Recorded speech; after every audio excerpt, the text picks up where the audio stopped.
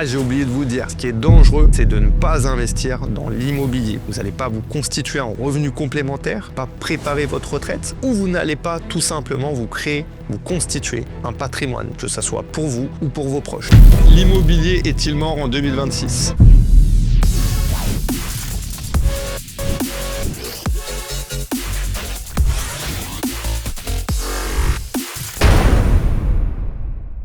Est-ce la fin de l'immobilier en 2026? Est-ce que l'immobilier est mort? C'est ce que nous allons voir tout de suite dans cette vidéo. Pour moi, c'est la période la plus propice pour investir dans l'immobilier. Pourquoi? Tout simplement parce que le marché est fait d'offres et de demandes. Aujourd'hui, il y a beaucoup moins de demandes que d'offres. Donc le marché immobilier a tendance à baisser et les taux sont très attractifs, contrairement à ce que vous pouvez penser. Oui, vous avez bien entendu, les taux sont très attractifs. Pourquoi? Tout simplement parce que en 2020, 2021, 2022, on était sur une anomalie de marché. Les taux, ils étaient aux alentours de 1%. Mais pour avoir fait 15 ans à la banque, je peux vous dire que ces taux n'étaient pas les taux que l'on a régulièrement. Au contraire, ce sont les taux actuels qui sont des très bons taux. Vous êtes aujourd'hui entre 3,20 et 3,50 selon si vous empruntez sur 20 ou sur 25 ans. Et vu que le marché immobilier a tendance à baisser, ça fait qu'il y a beaucoup moins de gens qui se positionnent dans l'immobilier. Et ça, c'est un gros avantage. Pourquoi? Parce qu'il y a beaucoup moins d'amateurs. Quand je dis amateurs, c'est entre guillemets. Mais en tout cas, il y a beaucoup moins de gens qui sont des touristes de l'immobilier qui veulent se positionner. Du coup, ça offre des opportunités très intéressantes aux gens qui, comme nous, veulent investir et veulent devenir des investisseurs. Donc, vous êtes sur une période qui est très propice à l'acquisition. Contrairement à ce que beaucoup de gens pensent, il faut acheter au son du canon et vendre au son du clairon. Ça veut dire quoi cette phrase? Ça veut dire tout simplement que vous devez acheter quand les prix sont en train de baisser et vous devez vendre quand les prix augmentent. Alors comme ça paraît simple et ça paraît logique. Mais vous pouvez vous apercevoir que ça soit sur l'immobilier ou que ça soit sur la crypto, que ça soit sur la bourse, les gens ont beaucoup plus tendance à acheter quand le marché est très haut et à avoir peur quand le marché a tendance à baisser, même à vendre à ce moment-là. C'est une erreur qui est très coûteuse parce que quand vous vendez alors que le marché est en train de baisser, vous allez subir votre perte. Alors que tant que vous ne vendez pas, vous ne perdez pas. Et c'est le même principe dans l'immobilier que dans la bourse ou dans la crypto. Donc faites très attention à ça. Donc comme je vous disais, c'est une période qui est ultra importante et ultra propice à l'acquisition. Si vous voulez vous lancer, soyez rassurés. Maintenant, c'est sûr qu'il n'y a pas de magie. Vous allez devoir faire des efforts. Vous allez devoir faire des concessions si vous voulez investir dans l'immobilier. Beaucoup de gens pensent que c'est magique, ils se lancent, ils vont gagner de l'argent. Non, ça ne marche pas. Ça arrive que dans les films ou sur YouTube. Dans la réalité, c'est pas comme ça. Vous allez devoir mettre des choses en place de façon concrète. Ça veut dire quoi de façon concrète? Ça veut dire que tout simplement au début, vous allez devoir vous créer un réseau. Parce que pour moi, l'immobilier, c'est la puissance du réseau. D'ailleurs, tous les ans, avec Franck, on organise un séminaire qui porte ce nom, la puissance du réseau. Pourquoi? Tout simplement parce que c'est comme ça que vous allez gagner du temps et que vous allez pouvoir dupliquer votre stratégie. En quoi ça consiste? Au début, pour faire une bonne opération dans l'immobilier, vous allez devoir faire une bonne acquisition. La bonne acquisition, elle se fait grâce à la recherche de biens. Vous allez me dire, ok Christophe, mais comment on trouve un bien intéressant? Tout simplement grâce aux gens que vous allez voir, que vous allez solliciter. Vous allez aller voir des agences IMO, vous allez préparer un document de présentation. Ce document de présentation doit être très succinct. Ça doit être un document sur lequel vous vous présentez votre âge, vos revenus, si vous êtes célibataire, marié, le nombre d'enfants que vous avez, votre épargne, et vous allez mettre 3 critères. 3 critères très simples. Vous allez mettre en premier critère la typologie du bien que vous achetez. Maison, appartement, immeuble. Deuxième chose que vous allez mettre, la surface minimum que vous souhaitez acheter. Par exemple, moi, j'achète que des maisons, une surface minimum de 130 mètres carrés pour un prix maximum de 400 000 euros. Ça, c'est ma recherche à moi. Et vous définissez, bien entendu, le secteur. Vous allez aller voir l'agence IMO dans le secteur que vous recherchez.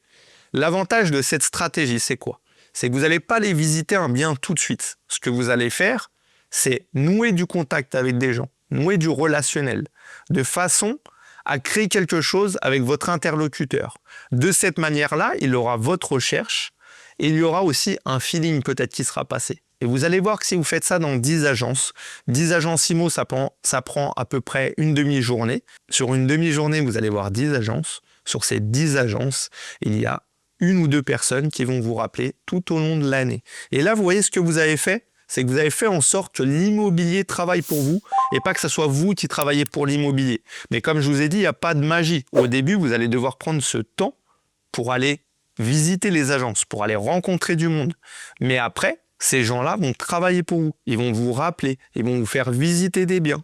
Et au fur et à mesure, vous pourrez affiner votre recherche. Et vous verrez, cette technique est vraiment redoutable. Maintenant, si vous habitez en province, c'est un peu plus compliqué. Parce que si vous habitez dans un lieu qui est un peu reculé, ou vous cherchez sur un secteur qui est un peu plus reculé, vous pouvez faire la même chose. Mais là, vous allez être obligé d'appeler des agents IMO, d'aller visiter des biens, même des biens qui ne vous plaisent pas forcément, pour nouer un contact. Parce que sinon, il y a trop d'écart entre les agences et vous allez perdre beaucoup de temps. Mais la même technique fonctionne du coup, sauf que vous serez obligé d'aller visiter des biens et du coup faire une démarche d'aller voir un bien, même si celui-ci ne vous intéresse pas. Mais le but là, ça va être vraiment de nouer du contact. Après, ce qui est important dans l'immobilier, c'est d'abord un bon crédit. D'ailleurs, vous pourrez retrouver une vidéo sur ma chaîne sur ce sujet. Qu'est-ce qu'un bon crédit? Un bon crédit, pour faire un raccourci, c'est une durée longue avec peu d'apport. Peu d'apport, ça veut dire quoi? Ça veut dire que vous allez mettre peu d'argent sur votre investissement. Et oui, en 2026, la banque peut encore vous prêter la totalité de votre projet, ce qu'on appelle un emprunt à 110%. Il y a encore beaucoup de possibilités, simplement il faut avoir le bon interlocuteur. Si vous avez le bon interlocuteur bancaire, vous pourrez avoir le bon crédit, donc une durée longue, peu d'apport et peut-être même un différé de crédit, c'est-à-dire ne pas payer la totalité de votre échéance, ce qui fait que vous allez avoir plus de bénéfices quand vous allez encaisser les loyers et du coup plus d'argent dans votre poche, plus d'argent pour réinvestir. Donc, est-ce que l'immobilier est mort en 2026? Pour ma part, je pense que c'est la meilleure période pour investir. Souvent, on entend que c'était mieux il y a 20 ans, que les prix étaient moins chers, mais il y a 20 ans, les taux étaient très élevé. Quand vous regardez, même il y a 30 ans, 35 ans, le marché de l'immobilier, certes, était beaucoup plus bas, mais les taux étaient aux alentours de 15%, vous avez bien entendu. C'est assez cyclique. Quand les taux montent, le prix de l'immobilier est bas. Quand le prix de l'immobilier est haut, les taux baissent. Donc, n'ayez pas de crainte, ne pensez pas que c'était hier le meilleur moment pour acheter, ou en tout cas c'était hier, le deuxième meilleur moment, c'est aujourd'hui. Donc, passez à l'action. Forcément, vous ferez des erreurs, mais ça fait partie de l'apprentissage. Aujourd'hui, vous avez la possibilité de vous former. Et je ne vous dis pas ça parce que j'ai une société de formation. Rapprochez-vous du formateur vers lequel vous avez le plus de feeling, vers celui qui fait le plus de sens pour vous. Mais en tout cas, vous avez la possibilité de vous former, même de lire des livres ou encore de regarder du contenu gratuit. Mais faites-le et ensuite passez à l'action. Et des erreurs, quoi qu'il arrive, vous en ferez. Mais ce qui compte, c'est de ne pas faire des erreurs trop grosses et surtout de ne pas vous dégoûter de l'investissement immobilier. Et pour ne pas vous dégoûter, il faut faire un projet qui va vous permettre d'atteindre l'objectif que vous visez. Et ça, c'est ultra important. Si vous avez un objectif de cash flow, c'est-à-dire de gagner de l'argent tout de suite, par exemple 500 € par mois, ne vous dirigez pas vers des biens qui sont de petite taille ou avec un système locatif, une stratégie locative qui ne va pas vous permettre de vous rapporter plus de 50 € par mois, parce que dans ce cas-là, effectivement, vous risquez de vous dégoûter de l'investissement, puisque l'investissement ne va pas répondre à votre objectif. Donc, vous vous embêtez, pour être poli, avec des locataires, avec de la gestion, avec des travaux, avec tout ça pour ne pas gagner d'argent, ce que vous vouliez au départ, ça peut être très compliqué. Pareil pour quelqu'un qui veut acheter un bien patrimonial, si vous vous rendez compte que le bien perd de la valeur sur une durée très courte, vous pouvez être dégoûté. Mais il ne faut pas. L'immobilier, il faut avoir toujours une vision globale et une vision long terme. Et vous verrez que c'est comme ça que vous allez gagner de l'argent. Donc c'est important de répondre à votre objectif. Donc l'immobilier, pour moi, surtout quand vous partez de zéro, il n'y a pas meilleur moyen de s'enrichir. N'oubliez pas que vous achetez avec l'argent de la banque, que ce n'est pas vos sous que vous mettez, mais l'argent de la banque. Ça veut dire que ce n'est pas vous qui investissez avec votre argent. Vous servez de l'effet de levier du crédit. Donc il n'y a pas meilleur moyen, il n'y a pas meilleure solution que l'investissement immobilier pour s'enrichir et se constituer surtout un patrimoine immobilier quand vous partez de zéro.